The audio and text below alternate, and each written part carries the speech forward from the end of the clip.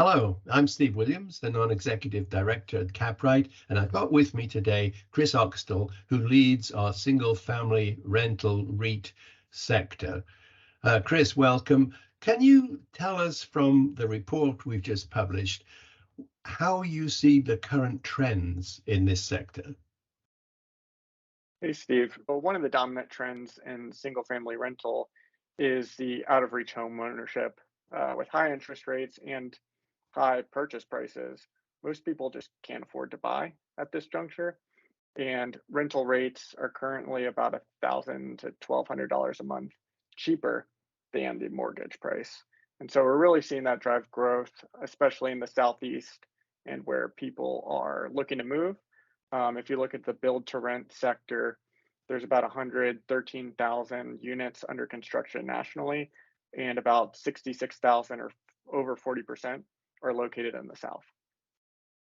Wow, that's interesting. Now, the report talks about rent growth dwindling. Can you explain that?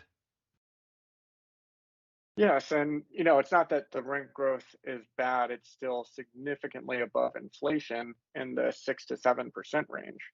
But one important trend we saw this quarter was renewal growth actually outpacing that new rental rate growth.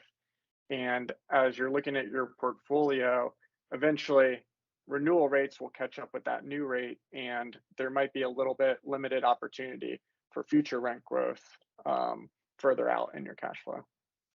I see. Okay. And reading and just another sentence, you talked about investors recycling their capital by dispositions of certain units. Can you explain that? Yeah, all three REITs, noted the opportunities of culling the bottom tier of their portfolio, mostly in coastal markets, and looking at the opportunity to sell vacant units on the MLS to end users. As we discussed, the cost of home ownership's high, so they're targeting older vintage properties that they can sell at an implied 3 to 4% cap rate. Then they're taking that capital and reinvesting it in new product where they can get into the sixes and see that as a very viable option in the near term.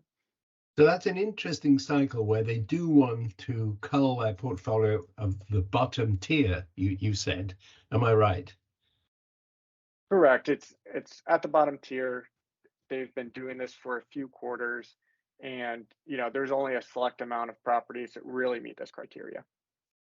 Okay, well, this is a very interesting sector to watch. And in our next report, we'll identify probably even more change. Thanks, Kris, for being with us today. Thanks, Steve.